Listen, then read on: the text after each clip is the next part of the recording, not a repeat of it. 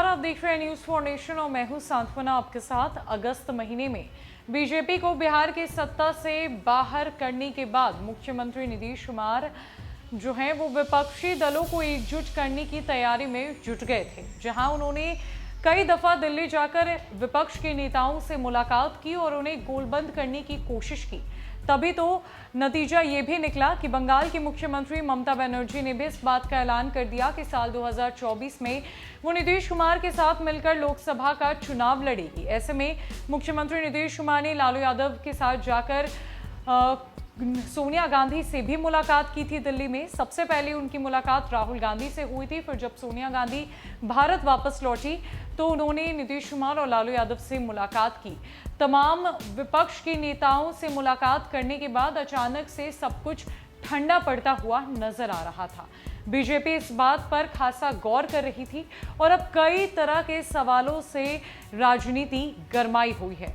कई तरह के सवाल उठ रहे हैं। सवाल ये है कि क्या मुहिम जो नीतीश कुमार ने शुरू की थी वो अब ठंडी पड़ चुकी है? क्या विपक्ष दलों के नेताओं को नीतीश कुमार कन्विंस नहीं कर पाए हैं? क्या नीतीश कुमार ने जो मुहिम शुरू की थी उसका कोई खासा असर विपक्ष दलों के नेताओं पर दिखता हुआ नजर नहीं आ रहा है?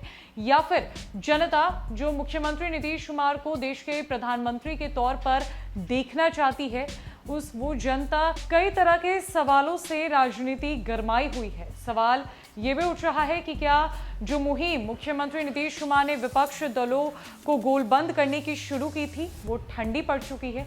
क्या वो जनता जो मुख्यमंत्री नीतीश कुमार को देश के प्रधानमंत्री के तौर पर देखना चाहती थी, उस जनता को निराशा का सामना करना पड़ेगा? क्या विपक्ष दल के नेताओं को नीतीश कुमार कन्विंस नहीं कर पाए हैं या फिर नीतीश कुमार की मुहिम का विपक्ष के दलों पर खासा असर नहीं पड़ पाया है? ऐसे में बीजेपी लगातार मुख्यमंत्री नीतीश कुमार पर सवाल खड़े कर रही है और इन दिनों बीजेपी के वरिष्ठ नेता और बिहार के पूर्व उप मुख्यमंत्री सुशील कुमार मोदी ने तो यहां तक कह दिया कि नीतीश कुमार की मुहिम पूरी तरीके से टाई फिस हो चुकी थी और अब इसका कोई फायदा नहीं है। नीतीश कुमार भले ही बीजेपी को डराना चाहे पर ऐसा कुछ नहीं होने वाला। पूरी लहर के साथ बीजेपी साल 2024 का चुनाव लड़ेगी और जीतकर देश की राजनीति की सत्ता में वापसी करेगी। दरअसल बिहार के पूर्व उप मुख्यमंत्री सुशील कुमार मोदी ने यह कहा है कि नीतीश कुमार की ओर से दलों को एकजुट करने की मुहिम फेल हो चुकी है। स्टूडेंट लाइफ से सीएम नीतीश के मित्र रहे सुशील कुमार मोदी ने कहा कि नीतीश कुमार का ना बिहार के बाहर कहीं प्रभाव है और ना ही राज्य के भीतर वो अपना जनाधार बचा पाए हैं। इसीलिए विपक्षी एकता की उनकी मुहिम फ्लॉप हो गई है। 1.5 महीने में ना कोई प्रमुख विपक्षी नेता उनसे मिलने आया और ना ही वो किसी से मिलने गए।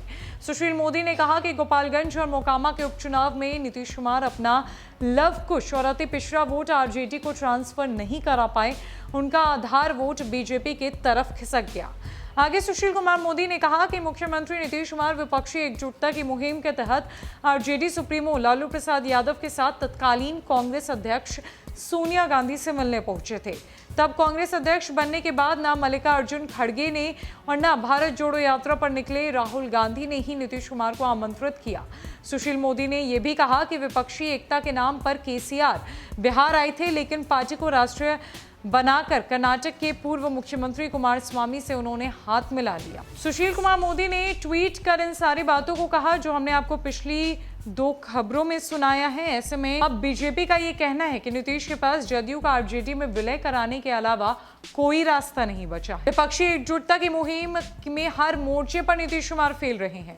बीजेपी लगातार नीतीश कुमार पर सवाल उठा रही है। सवाल उठाने के साथ साथ मुख्यमंत्री नीतीश कुमार की मुहिम को भी बीजेपी ने पूरी तरीके से फेल साबित कर दिया है और कहा है कि पिछले 1.5 महीने में क्या कुछ हो रहा है। क्यों नहीं मुख्यमंत्री नीतीश कुमार किसी से मिलने जा रहे हैं और क्यों नहीं किसी विपक्षी दल के नेता ने उन्हें आमंत्रित किया? ना तो राहुल गांधी ने उन्हें आमंत्रित किया और ना ही कांग्रेस के नए अध्यक्ष बनने के बाद मल्लिकार्जुन खड़गे ने उन्हें बुलाया। आखिरकार चल क्या रहा है? ये सब मात्र एक दिखावा है, ये बीजेपी का कहना है। तो वहीं दूसरी तरफ जदयू के राष्ट्रीय अध्यक्ष ललन सिंह ने इस पर करारा जवाब भी दिया था और कहा था कि बीजेपी बढ़कर झूठा पार्टी है। बीजेपी की तो आदत ही है एक झूठ को 100 बार बोलना और उसी झूठ को 100 तरीके से बोलना। इतना ही नहीं, ललन सिंह ने तो सुशील कुमार मोदी को यहां तक कह दिया कि आप तो इसी के शिकार हैं, यही करते रहिए, आपको इसके लिए शुभकामनाएं। बीजेपी और जदयू की लड़ाई अब बिहार की राजनीति से ऊपर उठकर देश की राजनीति तक पहुंच गई है, जहां इंतजार साल 2024 में होने वाले लोकसभा चुनाव का किया जा रहा है, जिसको लेकर रणनीति बनाई जा रही है, गोलबंद करने की कोशिश की जा रही है और कहीं ना कहीं बिहार में हो रहा ये उपचुनाव साल 2024 के लोकसभा चुनाव को प्रभावित कर सकता है। आखिरकार आने वाले दिनों में बिहार की राजनीति का क्या रुख होता है और इससे देश की राजनीति का रुख किस प्रकार बदलता है, वो देखने वाली बात होगी। फिलहाल के लिए इस अपडेट में इतना ही। नमस्कार।